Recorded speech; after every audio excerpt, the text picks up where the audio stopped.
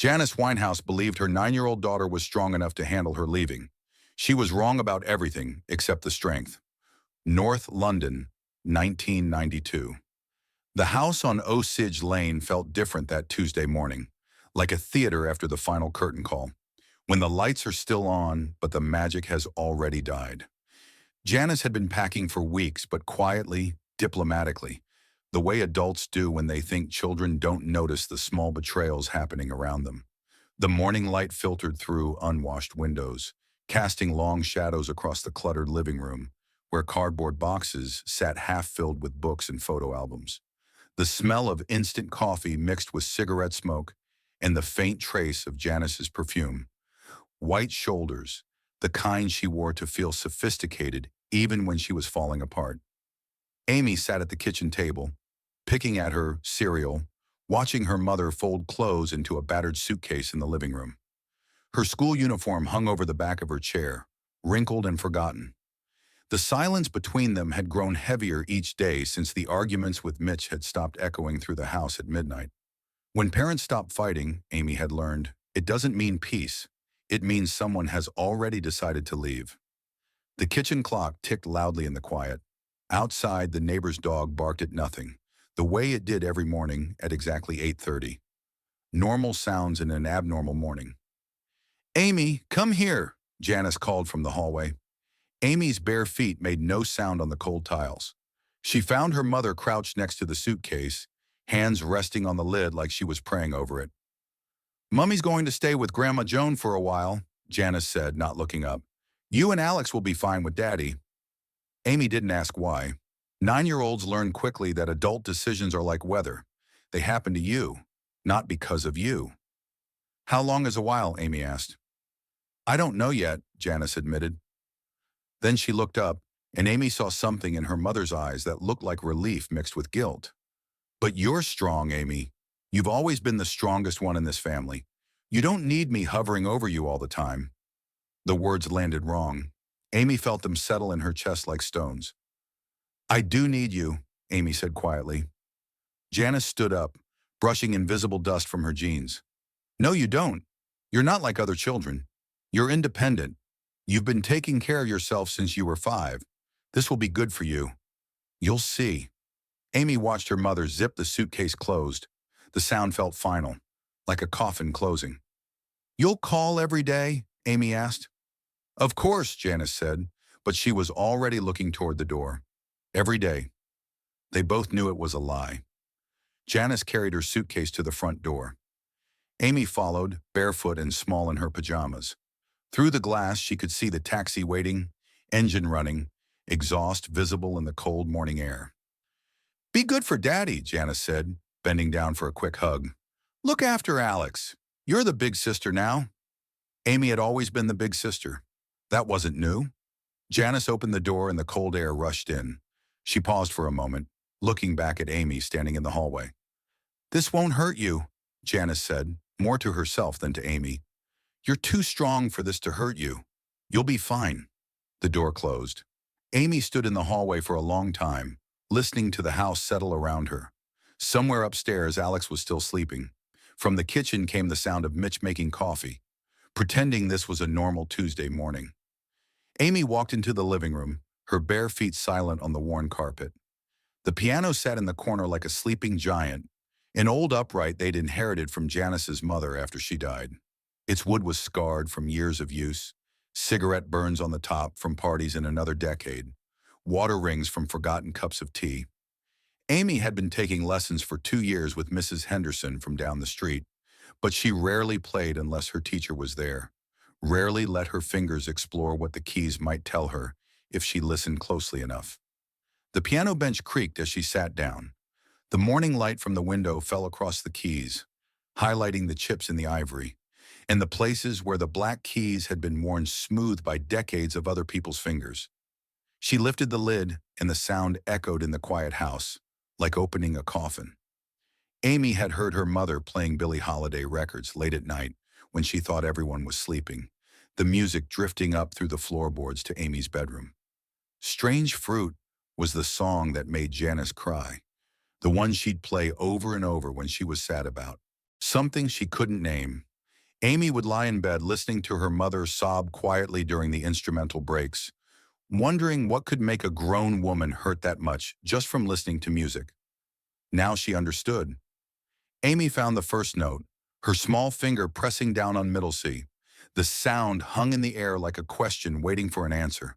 Her voice, when it came, was nothing like a 9-year-old's voice should be.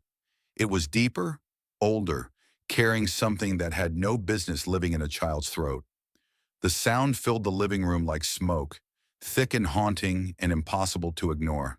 She sang about trees bearing strange fruit, about blood on the leaves and blood at the root, her voice wrapping around words she'd memorized without understanding.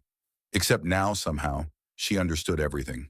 The piano keys responded to her touch as if they'd been waiting for her all along.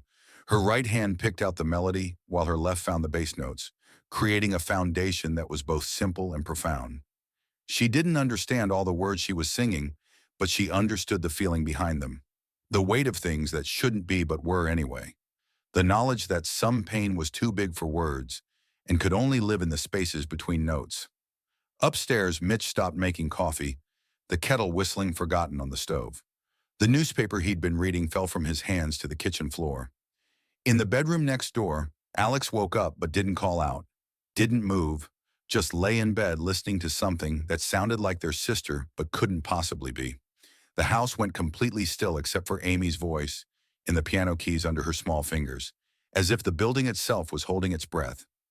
Amy sang about the bulging eyes and the twisted mouth, about the scent of magnolia and the sudden smell of burning flesh. Her voice never wavered, never broke, never sounded like it belonged to someone who still had milk teeth and scraped knees and homework she'd forgotten to do. Each word came out perfect and devastating, like she'd been singing this song her whole life, like she'd been born knowing exactly how much weight each syllable should carry. By the time she reached the final verse, something had changed in the air around her. The living room felt smaller and larger at the same time, like a space where something important had just happened. Amy finished the song and let her hands fall from the keys. Behind her, someone was breathing differently. Not the regular rhythm of sleep or the quick pan of surprise, but the careful, controlled breathing of someone trying not to make a sound while their world shifts beneath their feet. Amy turned around slowly, her hands still resting on the piano keys, and saw Janis standing in the doorway like a ghost who'd forgotten to disappear. Her suitcase sat beside her, the black leather handle still clutched in her white-knuckled grip. Her coat was buttoned wrong, and her lipstick was smudged where she'd pressed her hand against her mouth. She was staring at Amy like she'd never seen her before, like she was looking at a stranger wearing her daughter's face. The taxi was still running outside. Through the living room window, Amy could see the driver checking his watch, probably wondering why his passenger had gone back inside. "How do you know that song?" Janis whispered, her voice hoarse as if she'd been the one singing. Amy didn't answer. She rarely explained herself, even at 9 years old. Explanations felt like giving away secrets that weren't hers to tell. "Where did you learn to sing like that?" Janis asked, stepping into the room as carefully as if she were entering a church during service. The question hung in the air between them. Amy could see her mother's reflection in the piano's polished wood, fractured and wavering, like looking at someone underwater. Amy turned back to the piano without answering. She found the opening notes of Summertime, another song from her mother's late-night record sessions, the one Janis hummed while doing dishes when she thought no one was listening. The melody came to Amy's fingers as naturally as breathing, like the piano had been teaching her in her sleep. When Amy sang this time, the living room transformed. The morning light seemed warmer, the shadows softer. Her voice wrapped around Gershwin's words like they'd been written specifically for her, like the composer had somehow known that decades later, a 9-year-old girl in North London would need these exact words to say something her regular voice couldn't handle. Janis sank into the armchair by the window, the one with the loose spring that no one ever sat in because it was too uncomfortable. Her suitcase hit the floor with a soft thud that seemed to echo forever. She stared at Amy like she was watching a miracle happen in her own living room, like the ordinary Tuesday morning had suddenly become something holy. Amy sang about summertime when the living was easy, about fish jumping and cotton being high, but the way she sang it made it sound like a lament for something beautiful that was already lost. Her voice found spaces in the melody that Gershwin might not have known were there, bending notes in ways that made them mean more than words alone could carry. Mitch appeared in the doorway, his coffee mug growing cold in his forgotten grip. His hair was sticking up on one side, and he had toothpaste at the corner of his mouth. But he didn't move to fix either. He just stood there watching his daughter transform their living room into something magical and heartbreaking. Alex crept down the stairs in his striped pajamas, sitting on the bottom step with his chin resting on his knees. At 6 years old, he didn't understand what he was hearing, but he knew it was important, the kind of important that makes you sit very still and hold your breath. Amy sang about Daddy being rich and Mama being good-looking, and Janis started crying quietly into her hands, the kind of crying that comes from somewhere deeper than sadness, from recognition, from the terrible understanding that you've been blind to something extraordinary that was right in front of you the whole time. When the song ended, the silence felt different than it had before, heavier, more honest, like the house itself had been holding secrets and finally exhaled. Outside, the taxi driver honked once, impatient. Janis didn't even notice. The morning light had shifted, falling across Amy's profile as she sat at the piano. For a moment, she looked older than her 9 years, ancient in the way that children sometimes look when they carry too much knowledge for their small bodies to hold. "I can't leave," Janis said, so quietly Amy almost didn't hear her. The words came out broken, like they'd been stuck in her throat and finally fought their way free. Amy didn't turn around. Instead, she started playing again, something she made up as her fingers moved across the keys. The melody was haunting and hopeful at the same time, like morning light through tears, like the sound grief might make if it could sing. Her fingers found chords she didn't know she knew, progressions that shouldn't have worked but did, creating something that sounded like forgiveness set to music. "I thought I could leave," Janis continued, talking to Amy's back. "I thought you'd be fine without me. I thought you didn't need me the way other children need their mothers." Amy's improvised melody shifted into something that sounded like forgiveness, though she was too young to know that's what it was. "But that voice," Janis whispered, "that's not your voice. That's something else. Something that needs protecting." Amy stopped playing and finally turned around. Her mother was looking at her with new eyes, seeing something she'd missed before. "Where did it come from?" Janis asked. Amy shrugged. "It was always there. I just never let it out before." Janis stood up, leaving her suitcase by the chair. She walked over to the piano and sat down next to Amy on the bench. "Play it again," Janis said. "The first song." Amy played Strange Fruit again, and this time Janis sang with her. Their voices together created something neither could make alone. Amy's raw, untrained power, and Janis's careful, practiced control. By the time they finished, Mitch had called the taxi company to cancel the pickup that was supposed to come in an hour. 3 weeks later, Janis enrolled Amy in proper voice lessons with a teacher who specialized in jazz standards. "She needs someone who understands what she's carrying," Janis told the teacher. "She needs someone who won't try to make her sound like other children." The teacher listened to Amy sing once and immediately understood what Janis meant. Amy's voice didn't belong in school recitals or children's choirs. It belonged somewhere deeper, somewhere more honest. Years later, after Amy had become famous, after the addiction and the tabloids and the Grammy wins, Janis would tell interviewers about the morning she almost left. "I was packed and ready," Janis said in a 2008 interview with The Guardian. "I'd convinced myself that Amy was too independent to need me, that she'd be fine on her own. Then she sat down at that piano and sang, and I realized I'd been seeing strength where I should have been seeing vulnerability." The interviewer asked what changed her mind. "Her voice," Janis said simply. "Not just how good it was, though it was extraordinary even then, but what it was carrying, all that sadness and wisdom and pain. A 9-year-old shouldn't carry that alone." I realized that what I'd mistaken for independence was actually Amy taking care of everyone else's feelings while her own went underground. "Do you think leaving would have changed things?" Janis was quiet for a long time. "I think Amy would have survived.